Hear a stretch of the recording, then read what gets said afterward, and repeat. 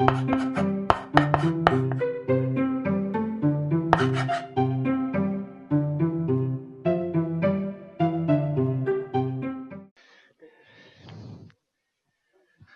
thank you very much, and to the organizer for the invitation. Very pleasant and interesting workshop so far. I will talk today on different aspects of Bayesian inference and in view of complexity reduction. So it's really in the continuity of the presentation by Loic right before this morning. But I'd like to have a look to different aspects. So I will start by discussing the motivation and mostly also to cast the notations that I will be using. And I will go through three different topics. The first one concerns an approach where we perform some coordinate transformation to deal with hyperparameters, and more specifically here in the context of hyperparameter in correlation functions for Bayesian inference. In previous presentation, it was mentioned the use of surrogate models to perform Bayesian inference. So I will introduce a new technique to efficiently construct surrogates that are very accurate and designed specifically to perform Bayesian inference. And on the last point, I will discuss something that is quite similar from what Loic has presented, which is selection of observation, but it's not starting from a set of observation, you try to recombine them and in order to reduce it. It's more selection of observation and what you should observe, really. This is a question I will try to not to address or to answer, but to illustrate on a specific problem. Okay, so what we want to do is essentially learn a parameter of a certain model that I denote Q in the following. And we want to do it in a Bayesian setting because we have in mind to perform some uncertainty quantification at some point. So we are interested in having a full posterior distribution of this parameter. So what we simply assume is that we have a set of observation of a certain phenomena. So I denote this observation Y, and they constitute a set O. And with this observation, we have a model of the said phenomena, which obviously depends on the parameters that I try to learn. And so what we want to do is, given a certain a priori about the parameters, that is, that's not going to work. That is sum up into the prior distribution P of Q.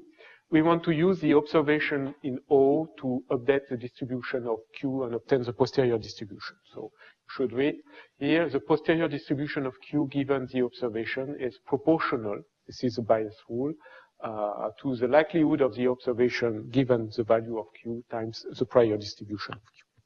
Okay? So this is our objective. And typically, what you have to do is first to fix the prior distribution. This is usually based on some expertise or knowledge or collection of information, prior information.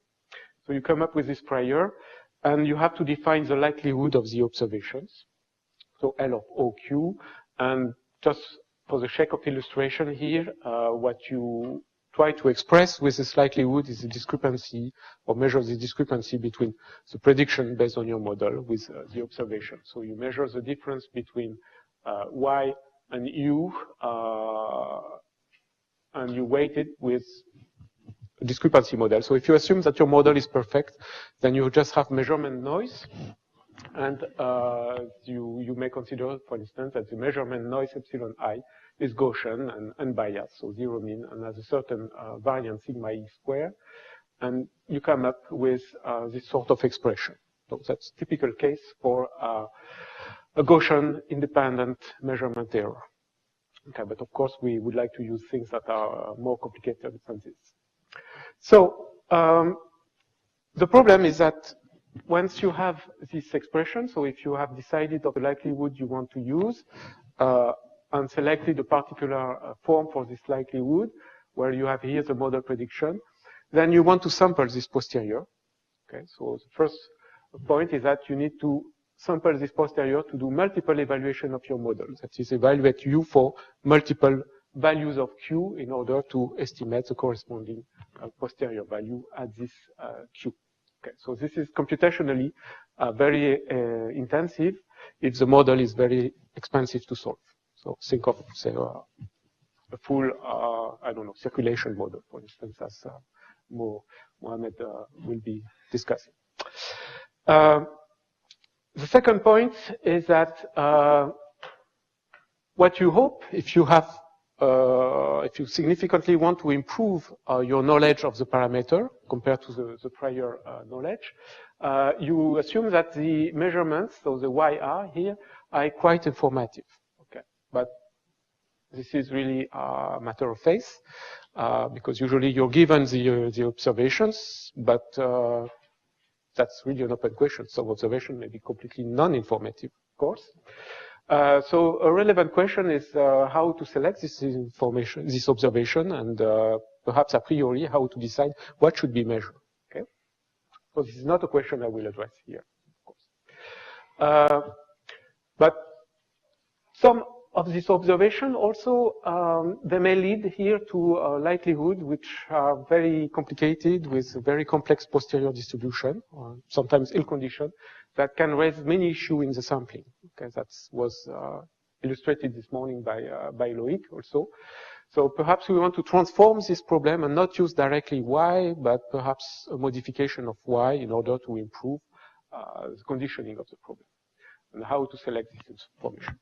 And of course, here we assume that the discrepancy was Gaussian, independent, and basically essentially just due to the measurement noise. But in truth, we know that the model is imperfect. So there are situations where you probably will have to complement this likelihood with some model for the model error. Okay, and this I will not discuss, but I think this is one of the most important challenges of the next years.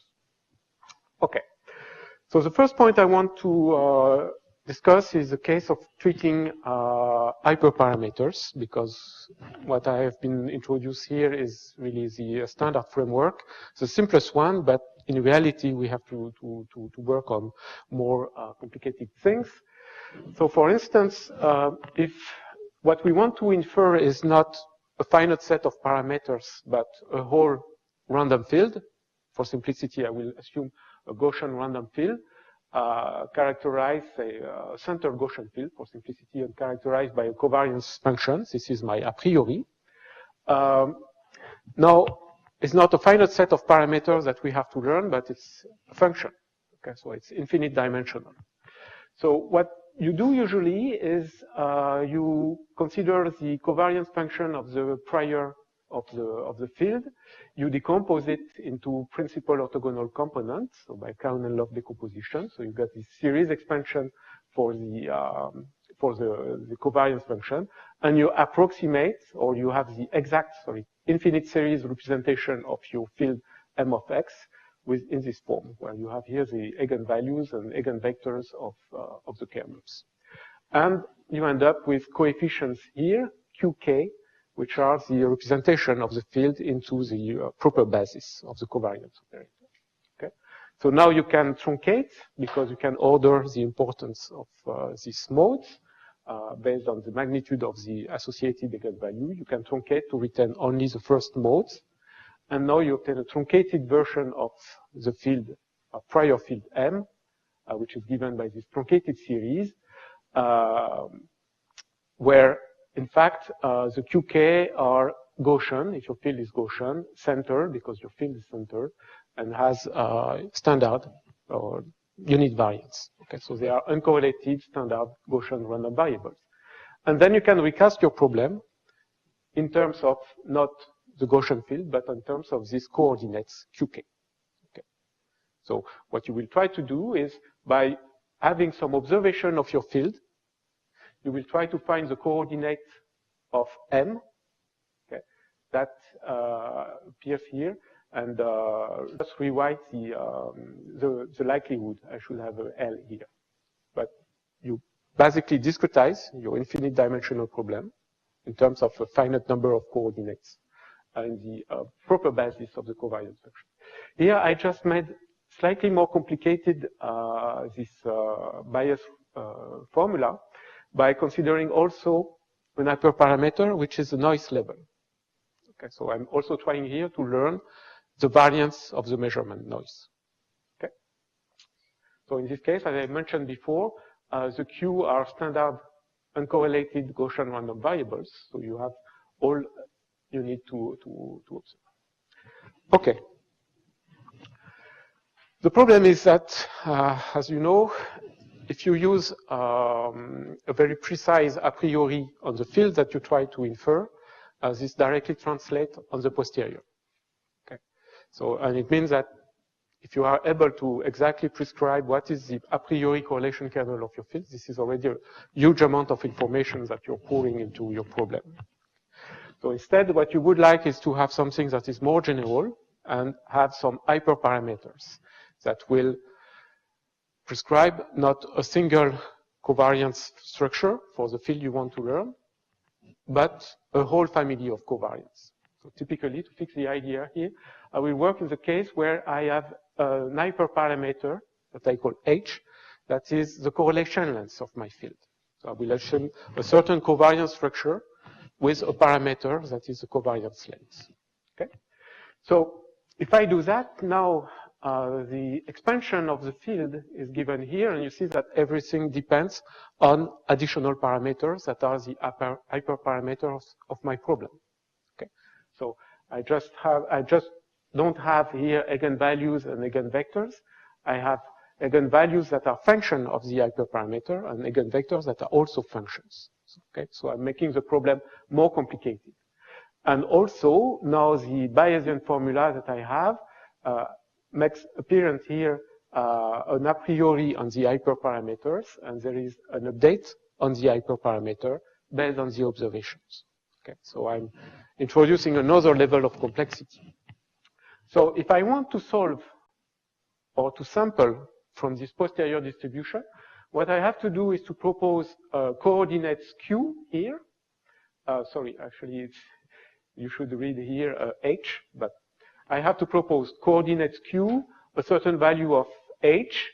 Based on that, I can compute the value of MK for a particular realization. I can plug this into my model, assume a certain value of the noise amplitude, so sigma squared, and compare to the observation to evaluate the likelihood, multiply by all the prior, and I get a value for my posterior. Okay, and I have to repeat this many times to sample the full posterior, for instance, in a Markov chain Monte Carlo method, okay, or Gibbs sampler, whatever you use.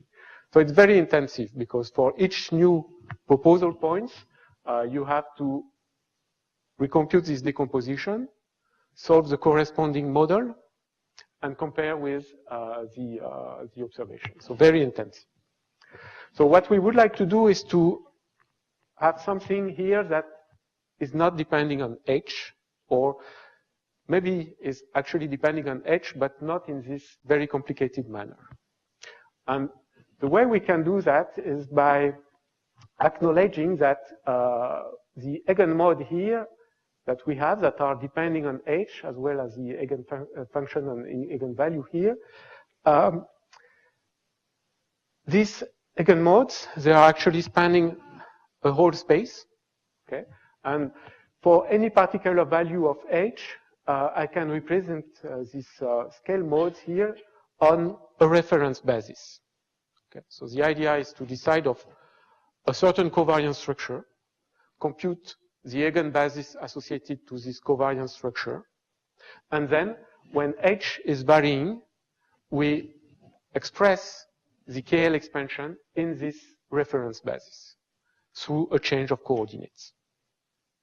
Okay, so it's just to acknowledge that you can basically switch the dependence that you had before on the basis function phi k here and eigenvalue lambda k here, that are depending on H to something where it's actually now a fixed function, but it's the coordinates that depends on H.